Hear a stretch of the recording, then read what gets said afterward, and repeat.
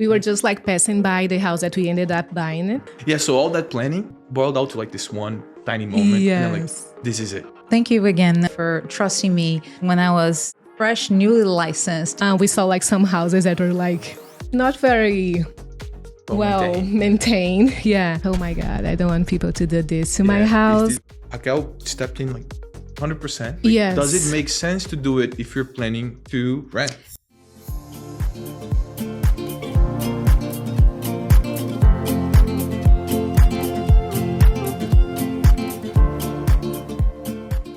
Welcome to one more episode of the J&R Rentals Cast. Today we have a very special couple with us. We're going to talk about their landlord story as we share this journey with them. And I'm so thankful and so happy to welcome you all. Marcela and Daniel, you were my very first real estate clients, and so thankful for your trust. Welcome. Thank you. Yeah. Thanks for having us. Yes. Good to be here. Share the experience. It was really good. Yeah, it's a pleasure for us to be here. Yeah.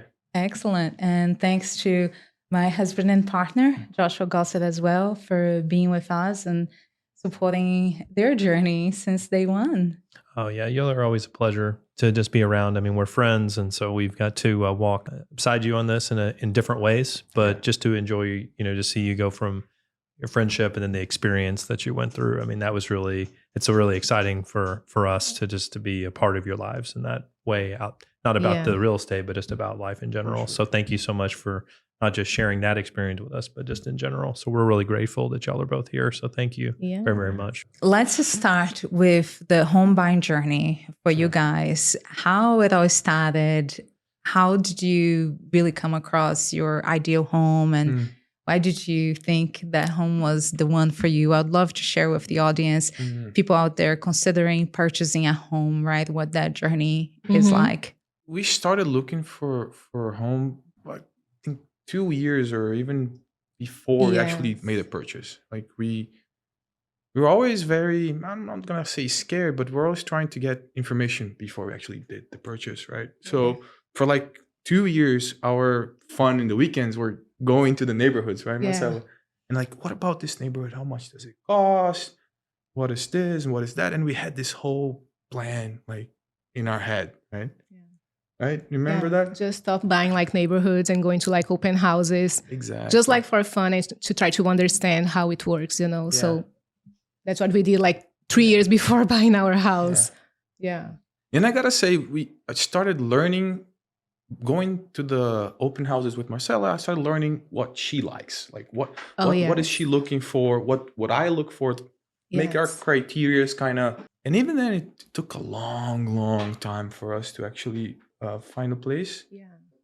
Right. When we found the house, we were actually going for an open house for a different house in the neighborhood. Yes. And then we went to the house. We didn't like the house, and something happened. And then, we were just like passing by the house that we ended up buying it. Yeah. And it was just for like, okay, let's just stop here for a while and just like relax a little bit, because we were like a little bit stressed, Yeah. And then we saw there was like the sign, open house. And we were like, okay, so maybe let's just go into this house and see. And then, I don't know, it was something like my first step into the house. I was like, oh my God, I like this house. Yeah, so all that planning, all that thing, it boiled out to like this one tiny moment. Yes. And like, this is it. So that was the way it was, right? We'd look at the house, and then it didn't fit a lot of the criteria that we spent 2 years building. Yes. But somehow we knew that was the one. Yes. It was good having that experience before, but we appreciate the fact that we look at it and we felt like the feeling that was it, right? Yeah. So that was how we found it. A lot of things that the house had was a little bit out of our budget. Some features that we were not like considering. Yeah. But it just felt right. We started, I think you guys remember at some point, like it was interest rates was really low. Houses were getting really fast. We missed that point. And then when we're looking for this one, the prices were interests were high, so it was not the ideal moment. But again, it felt just right. Yes. It was the one you knew. It was the one, right? Yeah. Like meeting the right person. And there is no explanation after that, right? Yes, exactly. And I remember chatting with Marcela a few days after you guys went to see that home, but yet naturally there is the fear component when we make these big decisions. And you guys, were considering, is this the right decision? Yeah. We didn't know a lot about the process. Again, first time home buyers, we were looking at prices, getting like square footage, like all this superficial stuff.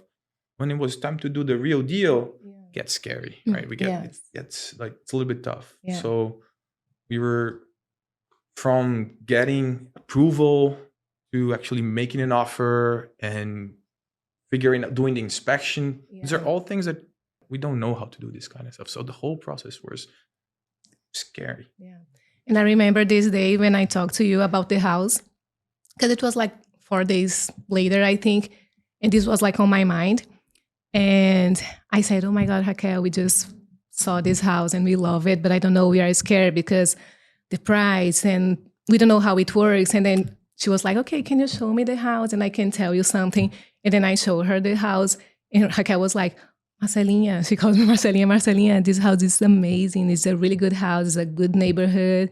I think the price is also good. So this also like brought us like some confidence. I was like, okay, Raquel understands this like market, so if she's saying that is good, maybe we can like be brave and, like move take forward, the next step.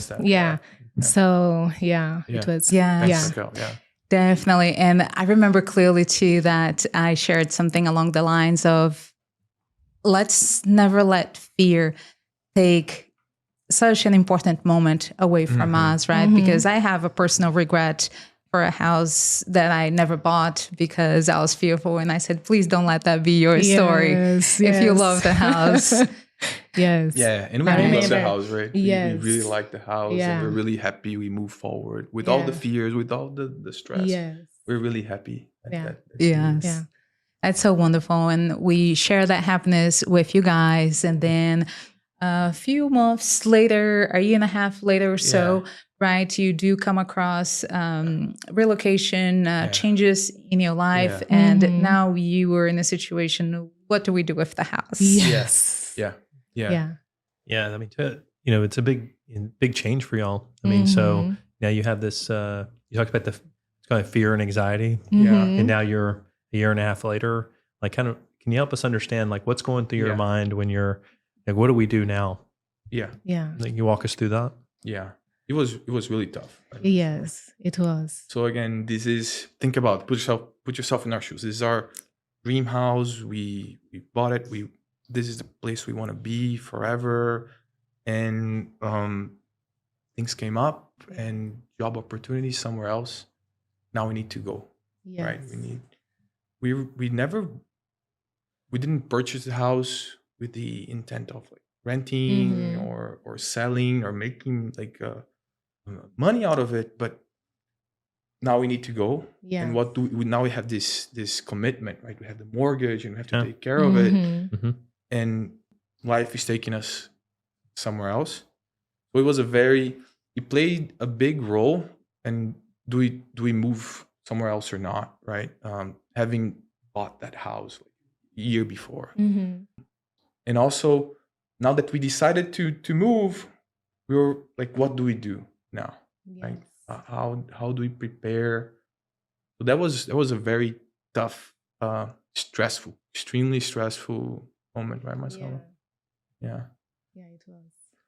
So how did you come to the point that you think you wanted to rent?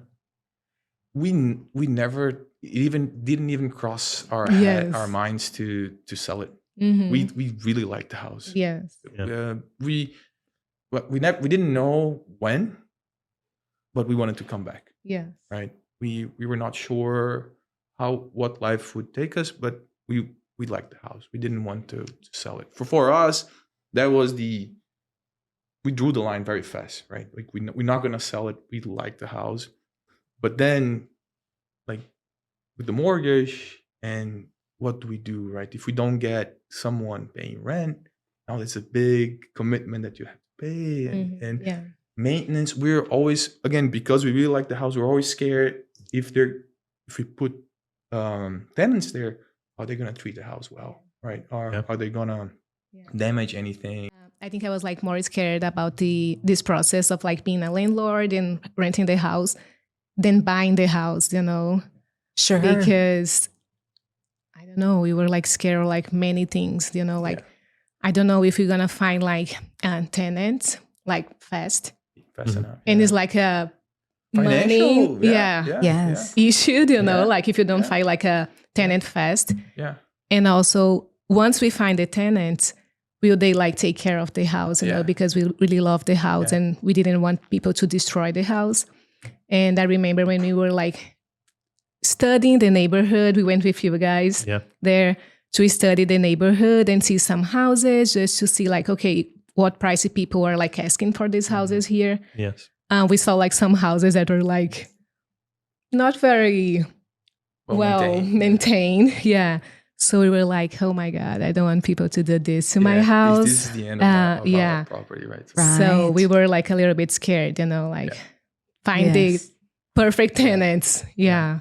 Yes, 100%. And I remember meeting Marcela at a yoga class. I had gotten my license a few days ago, and she says, we may need your services.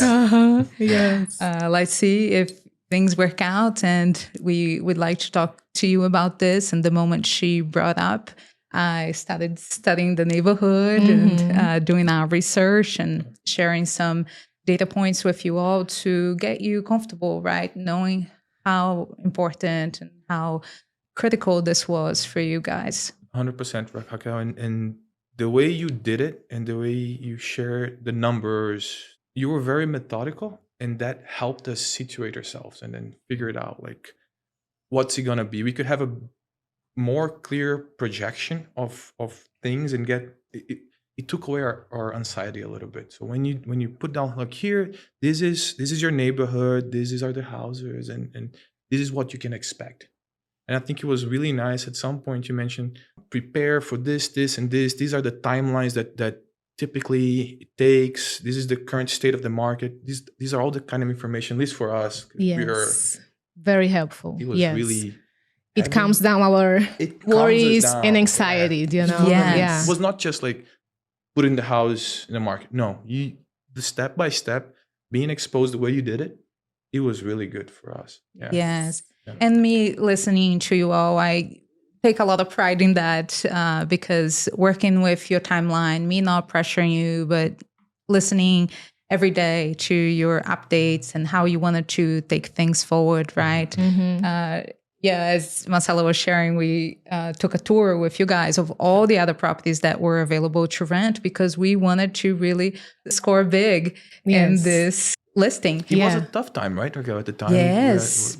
Many houses were sitting on the market. And as Marcela shared, we walked through and I told them, I said, guys, I don't see the Brazilian difference here. The houses are not even clean. Yes. Yeah, I mean, I think that was like you said, we went through together in a process where how do we lower your anxiety to where you can make the best decision? Like that's what we try to look at it. And I know when you set up the meetings with them to look at the other houses, then you could actually compare and contrast, like, okay, this is what ours house looks like versus the next. And do we have a realistic set of expectations? Yeah. Right. I think that was a really critical point. I remember when we, went to multiple places and looked at what was renting and on the market and different things so we could, because it was new for y'all. You had just bought your house and then now here we are a year and a half later and you're like, oh, now I'm going to, sometimes they call it an involuntary landlord where you're like, oh, I never planned on this, but I have a life change that's precipitated a transition. Yeah. And so, and to share that, the anxiety that was like, oh, this was even worse than the buying because at least it was yours. And then it was kind of, if it was broken, it was your broken. It wasn't someone else's like, oh, what did they do to my stuff, Yeah. So that's a big deal. Or I observed others that are in your situation, they have the same anxiety, especially when, you're wanting to come back, right? You're saying, hey, this is a short period of time or there's a duration of time and we want to live here. We want to come back and live here. And we also see that theme often as well. So it's a lot of people aren't prepared for that when they become, I call it involuntary landlord, or they have a life change that precipitates, right now we have, go back, back in the office, for example, where you're having to go back in and people are like moved to one place and change. So we've experienced some of those things as well with other couples. So yeah, it's really great to hear like the process that you went through, the thoughts, and how you kind of decided, and you could feel comfortable enough to take this step. Yeah. And so, when you talk about that, so moving from, okay, now we understand our competition, we understand the process and what the state of the neighborhood is, I guess you'd say. Yeah. So tell us from there, like, what is that preparation process? And then eventually to okay, we're going to rent the house. We found somebody to rent the house. Like, kind of walk through that experience from your side with us. Yeah. I think we had like a month, right? To do like everything, prepare the house. It was a very surprising process for me. Like, Raquel stepped in like 100%. Yes. The house was gorgeous. Yes. The pictures, I still have the pictures. I still look at them now and then. Like, they're insane. Like, when we saw the way that the house was presented, it was really, really nice. Because like I was always saying, okay, like the showing and the pictures makes a huge difference. So like, let's do like our best to have like the house like the best as possible, like to take the pictures and to have the house available for showings, So it was like crazy, because we were living in the house. So my closet was like full of clothes, like and shoes, and we have a dog, and like we need to manage like everything to have the house like super organized for people to go there and see the house and to take the pictures. Showing the house needs to be like spot. Thank God we have a garage. So. We have and like the garage is not like that important, we don't need to take pictures of the garage. Do not enter. That's right. So we can put like a lot of stuff there and have the house like perfect. Yeah. Yes, I remember Marcela took quite the time to prepare everything, and she went through every drawer in many ways that she could prepare the house, right? Like, we call it declutter. Let's make the house look like it's staged only. And to that point, like we would never know what's important and what's not, right? So having your guidance to also say, this, declutter this, move this away, empty this. I think the kitchen, like good visibility, we would never know, right? Yeah. So this kind of guidance was also fundamental. Yes, which brings me to the point too. You guys were also considering, do we make a small renovation in the kitchen right now? Shall we do that? And then I remember we discussed. Yes. I think the point was, would it be financially? Would it change a lot the price of the rent, right? For the amount that you put? And if you do it now, would you do it? I think this is what the argument that we were having. Would you do it for yourself or for renting? If this is your dream house, why not wait? And I think you ended up like waiting, not doing the renovation. Cleaning as much as we could, but we didn't put actual renovation money on the only thing we did was we removed the carpet. Because the master room, it was like the only area of the house that had like carpet. So we removed the carpet and put like hard floor. Some touch-ups in the hardwood floor. And again, always asking for advice. Like, does it make sense to do it if you're planning to rent? Right? Yes. Absolutely. Yes. Because we considered, do we make a change in the countertops or in the lighting, right? Or the cabinets, and do a partial kitchen renovation. And then Joshua and I shared, why don't we take the pictures as is and list it as is? Let's see what kind of feedback we hear. Yes. If we start hearing that people don't want to rent a house because of that, then it's a different motivation. That was a good move. That was a really good move. Yeah, we, especially since we have some experience at doing remodels in our because of the things we do and so definitely when working with couples, you're going through a transition, you're going through a move. Now we're talking about taking on I don't know, either that you're there living in the house, trying to show it and doing a remodel, or you're away. And so now you have a large expense. And so oftentimes, unless it's something I just talk about, like that's not functionally correct, I think you'd say. Or like you talked about the carpet, right? So the carpet in the upstairs, we experienced that, and hey, that the carpet wasn't bad, but it was worn, right? So it had been lived on, and so just that minor change where you get a lot more efficiency in what you're investing in, but makes a difference for the person versus doing a full kitchen remodel and then what happens if they're not done right, or what's happened. We try to think about those things when your people are coming in and making decisions like, I'm going to stay here as a rental versus, as Raquel, as y'all mentioned, like, hey, make it the dream house you want it when you get there, so you enjoy it, and save that capital now and wait, especially because you're in the middle of the move and there's a lot of things going on. So, if we can preserve your resources now and only optimize what you're investing to get you to where you need to be.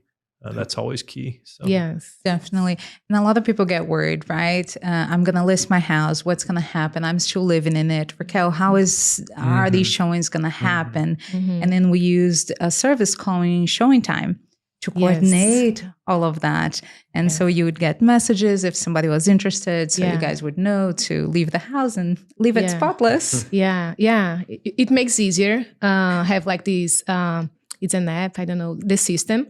Because you ask us like, okay, what the time are you guys like available to people to see the house? So it was easier to manage, like living in the house and also like making the house available for people to see, because we kind of knew when people would like go there.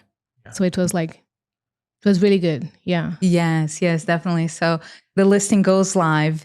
And we started having some showings during week 1 that was really amazing. Yeah. And then within 7 days, we actually did a virtual showing. I remember I was landing back in Austin from Brazil. The moment I could get to my place, take a shower and get to your house to do a virtual showing with tenants that were out of the United States. Then I was there and they loved the house. They got to meet you all in that conversation, I believe, at the very end. They sent their friends there too. One of their friends here in the US, like showing and then making questions. And it was very nice. It was very nice. Yeah. In the end, we went to the clubhouse and we talked a little bit. It was really nice. Yeah. And Danielle was preparing everything, changing every filter. Raquel, I got this. Making sure every detail was covered. So I thank you all for your patience in that process and ensuring that your part was covered. So now, 3 days later, we were able to set a contract with those tenants.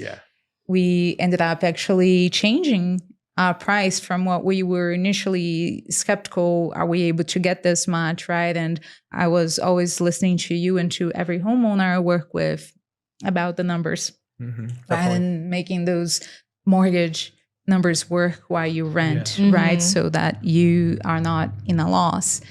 And they actually needed a different situation, right? With some furniture, which was scary at first. So tell us about that. I hope you are enjoying this content. Remember to like, subscribe, share, and help our channel. And if you are moving to Austin or Boston, make sure to get in touch with us through the links on the description of this video, or reach our website with all resources and information on how to get started with our team serving you in Massachusetts and Texas.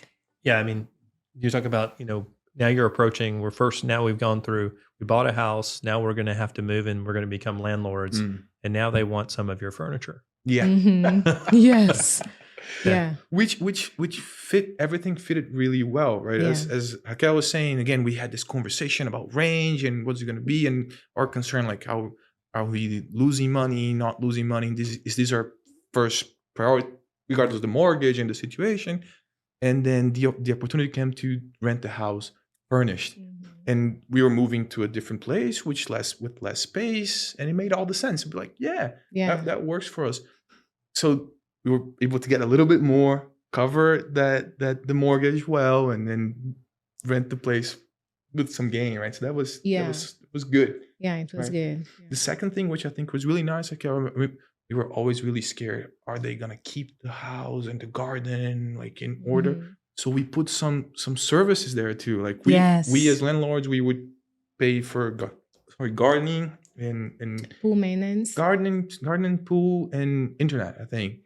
So it was really good to make sure that we knew that the garden is gonna be well taken care of, because that was a really smart move, I think. Yes, we made it really compelling, right? To them, like Joshua always shares a lot of add-on services that it's good for the tenant, it's good for us as landlords, right? And you add more value, so you can charge more.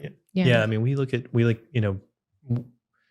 the things like you talked about, because we talk about it. You're investing in a place that you want to be at, right? So you're you're not living there, but you're also assuring that your asset, and for you two, it's like, this is the home we want to live in. So we know when we get back that the things we are important to us will be constructed or be in good shape. Also, like, the other benefit is you get a higher monthly rental from it. So in our side, we use this in our business where we offer different services for our rentals as well. So we found that in your case, we offer more services, like landscaping or pest control or different things, because you're able to charge a higher rent. And then we have more rentals than you have, but you get scale and some things like that. But for individuals like what we see that are in your situation, this actually protects their property. And things like you said, the garden, like that stuff can be really expensive especially here in Texas, where you can take out a yard in a summer really easily without watering and taken care of. And also the pride of ownership. You want to make sure that you're taking care of that. So it has a dual benefit for us. And so we've noticed that when Raquel works with clients and we use that strategy, it ends up working out a little bit better. And so we're glad that it's a benefit to you. And what about the process? I know that setting up, like collecting rent, being a landlord, tell us about how that's, because y'all were never a landlord before. No. We don't. So how is that? And we never planned to be a landlord. Was this like a one and done deal for you? We tried it once, we done it, and now we're back and we're good?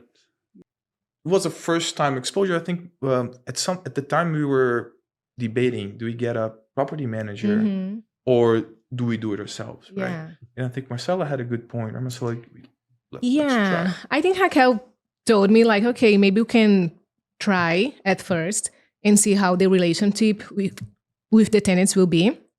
And then if it doesn't work, you can hire a property manager. That's what we did. And I guess we were lucky to, like, the tenants were really nice people. Yes. Really nice people. So it's a smooth process. I'm not saying it's always smooth, but for us, our experience was very smooth. Yes. And I remember making a few promises to you all. One is, I promise no one is going to enter in your house that you're not going to know when. And you have authorized first.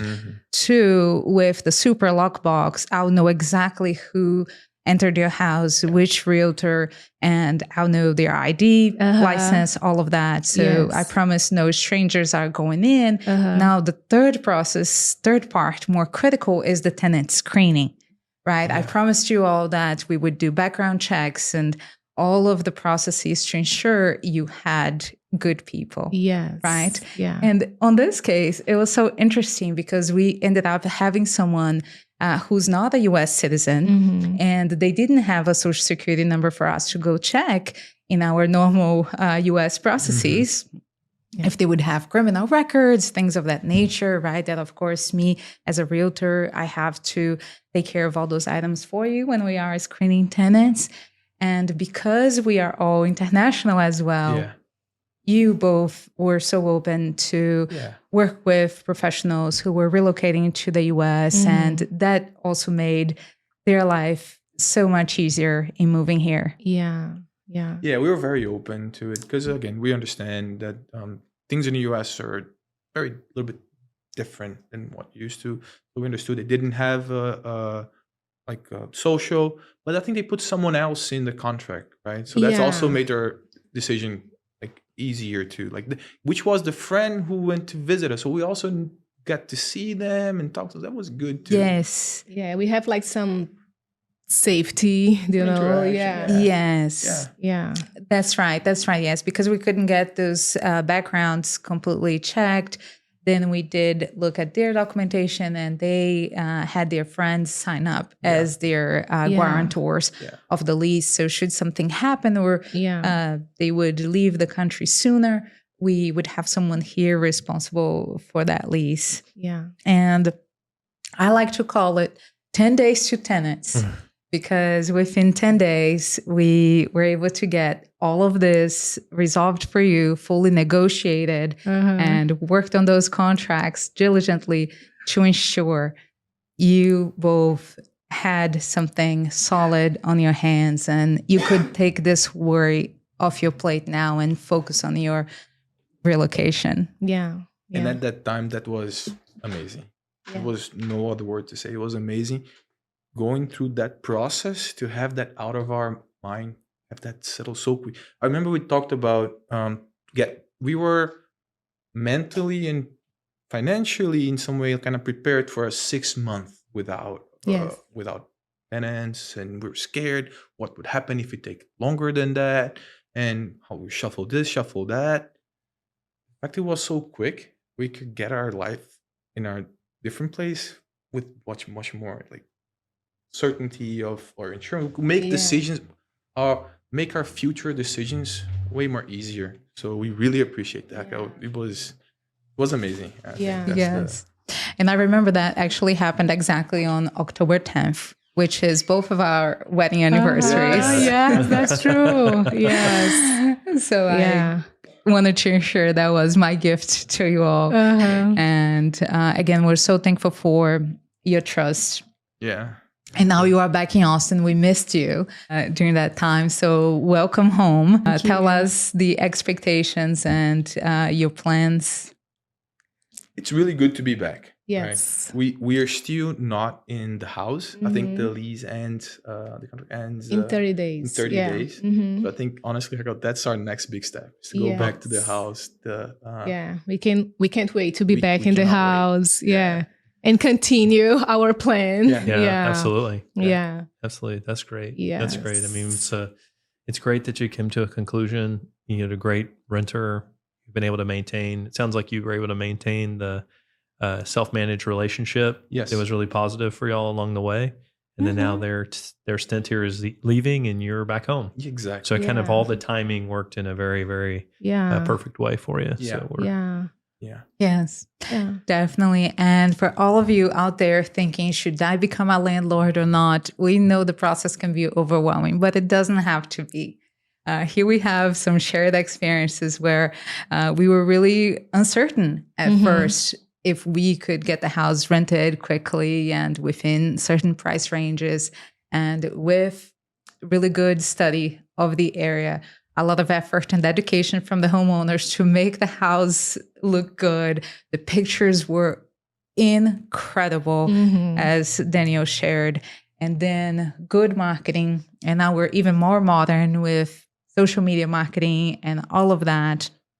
Yeah, and then also just getting you set up with the right processes to manage a rental from remote. I mean, you were in another state, and so you were landlords from a distance. Yes. Another thing. And so how do you've got an experience of being a out of state or out of town landlord, and that's got its own nuances to it. But just trying to get you, as we go through this with all of our tenants, whether or not tenants, were the folks that we work with that become landlords and go in that, sharing like these operational processes to like, do I want to make the decision to self-manage or not manage? Do I want to give it a try? Yeah. We happily always share what we do with our multiple rentals, and we seem to be with a lot of people end up self-managing once, especially with one. But I'm glad that it sounds like it all worked out very, very positively. Yeah, I think you guys also helped a lot because, again, we decided to try to be like a landlord, but we knew that Raquel is there, So if something happens, we are far. But I know that Raquel can go there and see what's happening. You also gave us like a lot of like apps and like how to find like contractors. That welcome email. Remember Raquel drafts the welcome email highlighting priorities. This was awesome. Having that structure, Raquel, make it easier for us to go through when things happen. From small things of, if this happened, this and this app are good resources for you to do this and this. This is your responsibility. This is not yours. These are kind of information that, again, for someone who knows nothing. It helps a lot. Didn't y'all do some of the recordings? If I recall, did y'all record things about how to work on the different? Did y'all end up doing the recordings or the instructions? I'm curious. No, I remember that we mentioned about it, but in the end we didn't do it. So we took some pictures and described to them. It was on the how to manage the pool equipment. That's correct. We sent it to them. They were able to figure it out. And the fact that we had the pool service, so we quickly became friends with the pool service company, and they were able to assist them and us when things happen. I think we found a leakage in the pool and then we were able to fix it. They were very patient and everything worked out pretty well. So these little things. It was a little bit stressful because, again, we were like far. We couldn't like go there and see what was happening. We needed to trust. That's the word, I think. We needed to trust like the contractor, like, okay, what is happening? They called us, they tell what happened. Our tenants also was like very like good in communication. So we had like a group, like the both of us and them. And they were like sending pictures, saying like what was happening. So like communication was like key for like manage like the distance. And we really appreciate that from them too, right? They were very thoughtful. They shared everything. They were that's a lucky part. They were. Well, I think, you say lucky, but I mean, I think what we referred to earlier is like, make sure we screen the right tenants. You set yourself up for success. So, you had in this case, there was a family. I mean, your property is a beautiful property. It's set up in a really good way. You have a pool, you have a lot of space, which was good for the family that moved in. But also, like you said, you had a very qualified tenant. And so that was a really important part of the process.